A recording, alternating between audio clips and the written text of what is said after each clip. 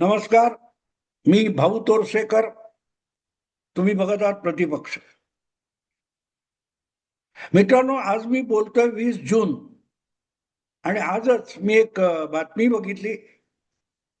देशाचे गृहमंत्री, ज्यांना भाजपचे चाणक्य वगैरे म्हटलं जातं, आत्ता ज्यांनी बंगाल आणि त्याच्या आधी बिहार भाजपला जिंकून दिला, ते अमित शहा हे महाराष्ट्राच्या धावत्या दौऱ्यावर आले होते. आणि ते कोल्हापूरला आले होते. कोल्हापूरला त्यांनी नेमकं कुठच्या काही संस्थांचे कार्यक्रम असतील ते केले, पण त्यामध्ये सहकार विषयक काही संस्था किंवा काहीतरी असल्याचं मला आठवतं. आणि तिथे माझ्या डोक्यात एक गोष्ट लक्षात आली की महाराष्ट्रामध्ये या गुजराती नेत्याने येऊन एवढा धुमाकूळ घातला आणि बघता बघता भरभक्कम असलेला काँग्रेसचा, राष्ट्रवादीचा, महाराष्ट्राचा बालेकिल्ला हा उद्ध्वस्त करून टाकला. तर तो का केला असेल, कसा केला असेल, हा विषय माझ्या डोक्यात शिरला.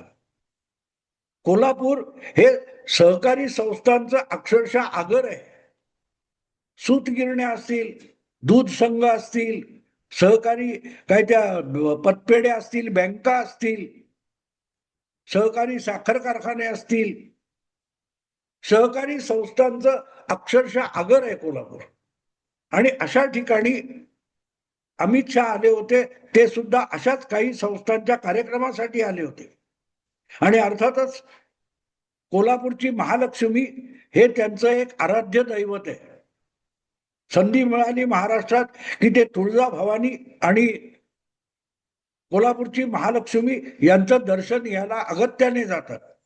पण आत्ताचा दौरा आहे तो त्यांनी भले महालक्ष्मीसाठी केला असेल, पण त्यापेक्षाही महत्वाचं जर काय असेल तर त्यांनी कोल्हापुरातल्या कुठल्या तरी सहकारी संस्थांच्या समारंभामध्ये हजेरी लावलेली होती. आणि तिथे हा विषय माझ्या डोक्यात घुसला की अमित शहानी महाराष्ट्रातल्या काँग्रेसच्या आणि राष्ट्रवादीच्या काय त्या वर्चस्वाला, साम्राज्याला सुरुंग लावला असेल. तो सुरुंग जिथे लावलाय ते क्षेत्र राजकीय नाहीये, ते क्षेत्र सहकार क्षेत्र आहे. महाराष्ट्र हे देशातलं काँग्रेसचा पकड सैल ठरलेलं शेवटचं राज्य. 1967 पासून देशाच्या अनेक राज्यामध्ये बघता बघता काँग्रेस ढासळून पडत गेली. भले अधूनमधून इंदिरा गांधी किंवा राजीव गांधी यांना प्रचंड बहुमत मिळालं असेल, किंवा इंदिरा हत्या आणि इतर कारणांनी काँग्रेसला महाराष्ट्राच्या विधानसभेत सातत्याने बहुमत मिळालं असेल, प्रचंड बहुमताने सत्ता आली असेल, पण इतर राज्यामध्ये बघता बघता काँग्रेसची सत्ता, तुम्ही बघा ना, 84 मध्ये, 85 मध्ये उत्तर प्रदेशमध्ये काँग्रेसचं इतकं प्रचंड बहुमत होतं. आणि 89-90 पासून उत्तर प्रदेशातून जी काँग्रेस उखडली गेलेली आहे ती विधानसभेमध्ये आता 5-25 आमदार सुद्धा निवडून आणू शकत नाही, इतकी रसातळाला गेलेली. बंगाल असेल, बिहार असेल, राजस्थान असेल, मध्य प्रदेश असेल, तुमचा आंध्र असेल, कर्नाटक असेल, एकेका राज्यातून काँग्रेस उखडली गेली. तरी 1995 पर्यंत काँग्रेस ही महाराष्ट्रात आणि गुजरात या दोन राज्यात घट्ट पाय रोवून बसलेली होती. त्याचा पाया सुद्धा हलवणं कुठच्याही विरोधी पक्षाला शक्य झालं नव्हतं. पण 1995 मध्ये महाराष्ट्र आणि गुजरात या दोन राज्यातून काँग्रेसची सत्ता गेली. आणि हळूहळू करत या दोनही राज्यामध्ये भले काँग्रेस महाराष्ट्रात परत 15 वर्ष सत्तेत राहिली तरी काँग्रेसचं हुकमी बहुमत नव्हतं. विरोधी पक्षांना हाताशी धरून शरद पवारांनी महाराष्ट्रातली काँग्रेसची सत्ता टिकवून दाखवली. पण काँग्रेसचं म्हणजे डोळे झाकून काँग्रेस जिंकणार ही जी परिस्थिती महाराष्ट्रामध्ये 1995 पर्यंत होती, ती महाराष्ट्र हा काँग्रेसचा शेवटचा किल्ला अशी होती. आणि त्याचं कारण गुजरातचं पण तेच होतं. गुजरातमध्ये सुद्धा 95 पर्यंत काँग्रेस हा अजिंक्य पक्ष मानला जायचा. आणि त्याचं कारण असं होतं की या दोन राज्यामध्ये काँग्रेसने संस्थात्मक पातळीवर जे संघटन उभारलं होतं, त्यातून जिल्ह्यातल्या, तालुक्यातल्या आणि गावागावातल्या सामान्य मतदाराच्या आणि जनतेच्या नाड्या ह्या काँग्रेसच्या हाती होत्या. खरेदी विक्री संघ, बाजार समिती, जिल्हा बँका, सहकारी बँका, प्रत्येक ठिकाणी काँग्रेसनी आपलं वर्चस्व निर्माण केलं होतं. आणि याच्या पलीकडे जाऊन जी काँग्रेसच्या नेत्यांची स्थानिक पातळीवरची साम्राज्य उभी राहिली, ती सूतगिरणी, सहकारी साखर कारखाने आणि दूध संघ, या ज्या मोठ्या संस्था होत्या ज्यांची उलाढाल करोडोची असते. अगदी अलीकडे तुम्ही बघितलं असेल, त्या कोल्हापूरची कुठची मोठी दूध संस्था आहे, मला तर नाव पटकन आठवत नाही, गोकुळ, त्याची निवडणूक विधानसभा लोकसभेसारखी अटीतटीची होते. जनरल बॉडीमध्ये चक्क मारामारी हाणामारी पर्यंत येतो, पोलीस बंदोबस्त ठेवावा लागतो. पुढे लोकसभा विधानसभेच्या निवडणुकीपेक्षा अत्यंत आक्रमक पद्धतीने लढवली जाणारी गोकुळ ही दूध विक्री संघाची संस्था आहे. पुण्यात तसंच काय ते कात्रज वगैरे आहे. पण सांगायचा हेतू असा की काँग्रेसचं जे महाराष्ट्रातलं नेटवर्क होतं ते पक्षीय आणि राजकीय असण्यापेक्षा महाराष्ट्रातलं काँग्रेसचं जे साम्राज्य होतं ते सहकार साम्राज्य होतं. सहकार महर्षी, साखर सम्राट अशा बिरुदावल्या अनेक काँग्रेस नेत्यांना दीर्घकाळ लागलेल्या आहेत. आणि हे साम्राज्य बघता बघता गेल्या 15-20 वर्षात फार उलथून पडलेलं आहे. आणि ते करण्यामागे सगळ्यात मोठा चाणक्य कोण असेल तर तो अमित शहा आहे. मला वाटते 4-5 वर्षापूर्वी कधीतरी असेल, सहकार खातं हे केंद्रात असतं आणि सहकार विभाग शासकीय पातळीवर हा राज्यात सहकार मंत्री असायचा, पण केंद्रामध्ये सहकार मंत्री नसायचा. नागरी पुरवठा किंवा कृषी मंत्रालय यातल्या एका विभागाला केंद्रात सहकार खातं म्हणायचे. आणि त्यामुळे केंद्रात कितीही सत्ता बदल झाला आणि महाराष्ट्रात सुद्धा राज्यात सत्ता बदल झाला तरी काँग्रेसचं वर्चस्व राहिलं, काँग्रेस प्रणित नेत्यांचं वर्चस्व राहिलं. याचं कारण तिथले साखर कारखाने आणि या सहकारी संस्था यांच्या हातामध्ये सगळ्या आसपासच्या परिसरातल्या जनतेच्या आणि लोकसंख्येच्या नाड्या आखडलेल्या असायचं. आणि 5-6 वर्षापूर्वी जेव्हा पहिल्यांदा केंद्रामध्ये सहकार खातं बनवण्यात आलं आणि ते गृहमंत्री असलेल्या अमित शहाकडे सोपवण्यात आलं, तेव्हाच एक गोष्ट स्पष्ट झाली की आता महाराष्ट्रातली काँग्रेसची सद्दी संपेल. गेल्या विधानसभा निवडणुकीमध्ये काँग्रेस पक्ष 16 आणि शरद पवारांचा पक्ष अवघा 10 आमदारांपर्यंत घसरला. ज्यांनी महाराष्ट्रामध्ये 200 पेक्षा अधिक आमदार सातत्याने प्रत्येक विधानसभेत निवडून आणले, त्या काँग्रेस पक्षाची आणि काँग्रेस मधून बाजूला झालेल्या राष्ट्रवादी काँग्रेस पक्षाची झाली. याचं सगळ्यात मोठं कारण काय असेल तर त्यांची सगळी सत्ता ज्या सहकार क्षेत्रामध्ये केंद्रित झालेली होती ती अमित शहानी खिळखिळी करून टाकली. अमित शहा हे गृहमंत्री असतील, गुजरातमध्ये गृहमंत्री असतील, पण अमित शहानी सगळ्यात मोठं काम गुजरातमध्ये केलं असेल तर ते सहकार क्षेत्रामध्ये केलं होतं. आणि एक प्रकारे गुजरातमध्ये सुद्धा जे सहकार क्षेत्र आहे त्या सहकार क्षेत्रामध्ये काँग्रेसचं कायम वर्चस्व राहिलं.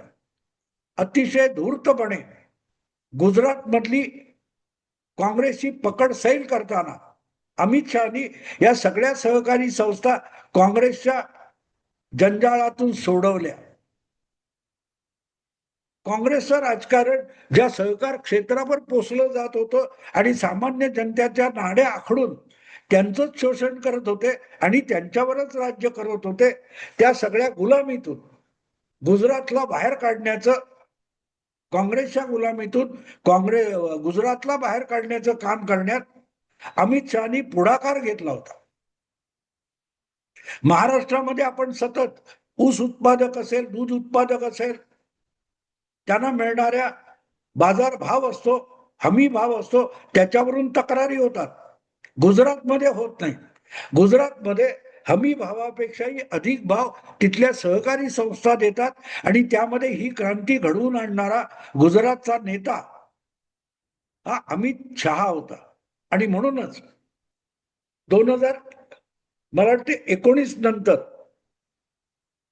मोदी सरकारने सगळ्यात महत्वाचं काम केलं असेल तर सहकार मंत्रालय हे केंद्रामध्ये एक स्वतंत्र मंत्रालय बनवणं आणि त्या स्वतंत्र मंत्रालयाचं जबाबदारी ही अमित शहाकडे सोपवण्यात आली.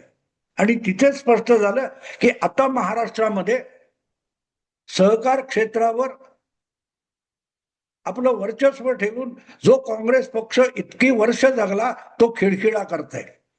खरं सांगायचं तर हा गुरुमंत्र आहे. अमित शहानी बाळासाहेब ठाकरेंकडून गुरुमंत्र घेतला असं म्हणायला हरकत नाही.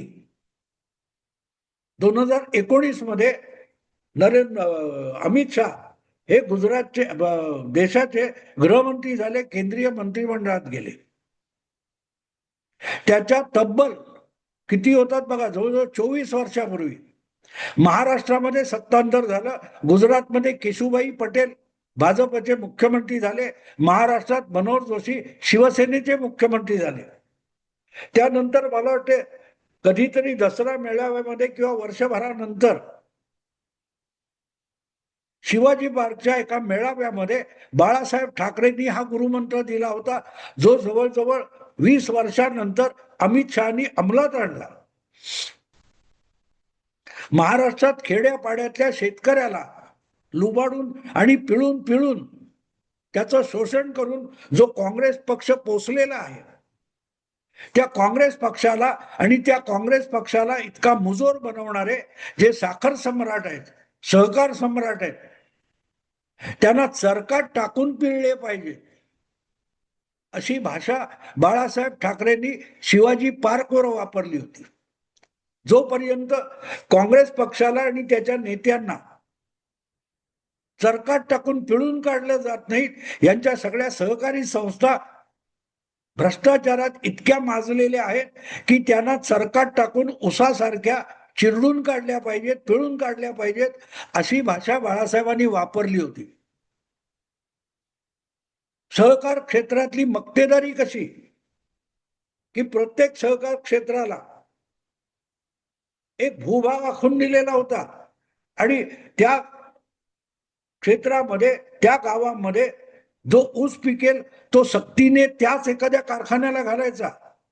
दुसऱ्या कारखान्याला ऊस विकण्याची मोकळी उत्पादक शेतकऱ्याला नव्हती. तो कारखाना देईल ती किंमत घेणं शेतकऱ्याला भाग होतं, ऊस उत्पादकाला.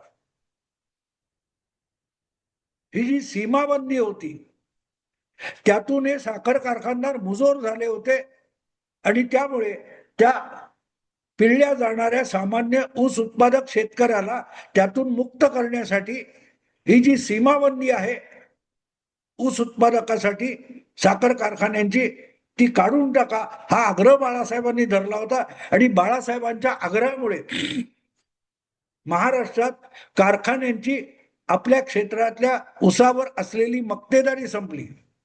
शेतकऱ्याला जिथे चांगला भाव मिळेल त्या कारखान्यात त्याने जाऊन ऊस विकावा, त्या कारखान्याला घालावा. ही दुरुस्ती ही बाळासाहेब ठाकरेंनी करून घेतली होती. आणि त्याबद्दल ह्या ऊस उत्पादकांचे नेते असलेले राजू शेट्टी यांनी अनेकदा खुलासा केलेला आहे की बाळासाहेबांच्या त्या भूमिकेमुळे ऊस उत्पादक एका गुलामीतून मोकळा झाला. हे राजू शेट्टींनी अनेकदा सांगितलेले. पण मुद्दा काय होता की बाळासाहेबांनी सांगितलं होतं की सहकार क्षेत्रावर अजगरासारखा आपला वेढा देऊन बसलेला काँग्रेस पक्ष आणि काँग्रेसचं नेतृत्व आहे, त्याच्या पकडीतून, त्याच्या मगरमिठीतून सहकार क्षेत्र सोडल्याशिवाय, मुक्त केल्याशिवाय महाराष्ट्रातल्या सामान्य जनतेला, सामान्य गरीबाला, शेतकऱ्याला, खेडूताला न्याय मिळणार नाही. तो गुरुमंत्र होता. आणि तो गुरुमंत्र 20 वर्षानंतर अमित शहानी महाराष्ट्रामध्ये अंमलात आणलं. आज सहकार खात्याचं सगळी जी पकड होती ती अमित शहानी खिळखिळी करून टाकली गेल्या 4-5 वर्षामध्ये. आणि त्यामुळे बघता बघता आपल्याला वाटतं की काँग्रेसचा बालेकिल्ला असलेला महाराष्ट्र काँग्रेसच्या हातून निसटला कसा, ढासळला कसा. अमित शहानी केला यात शंका नाही. सहकार क्षेत्रामध्ये कायद्यामध्ये अनेक बदल करण्यात आले. केंद्राचा थेट हस्तक्षेप सुरू झाला आणि त्यामुळे सहकार क्षेत्राचा गुलाम झालेला सामान्य महाराष्ट्रातला खेडूत, गावकरी, शेतकरी हा त्यातून मुक्त व्हायला लागला. पण कल्पना कोणाची होती, गुरुमंत्र कोणाचा होता? बाळासाहेबांचा होता. बाळासाहेबांकडून काय काय शिकता येण्यासारखं आहे याचं हे सगळ्यात मोठं उदाहरण आहे. महाराष्ट्रात काँग्रेसची पकड ढिली झाली ती बाळासाहेबांच्याच गुरुमंत्रातून झाली. तो फायदा शिवसेनेने घेतला असता कदाचित, पण घेतला अमित शहानी, फायदा भाजपला झाला. आणि बघता बघता महाराष्ट्रातले सगळेच्या सगळे एकामागून एक सहकार सम्राट, साखर सम्राट हे भाजपच्या वळचणीला आले. अमित शहानी काय केलं, काँग्रेस कशी संपवली हे बघताना त्यांनी बाळासाहेबांचा गुरुमंत्र स्वीकारला आणि अंमलात आणला हे बघितलं पाहिजे.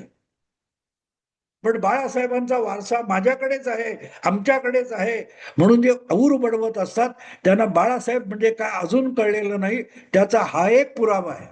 असो मित्रांनो, आता थांबतो. आवडलं लाईक करा, शेअर करा आणि प्रतिपक्षाला सबस्क्राईब करा. नमस्कार.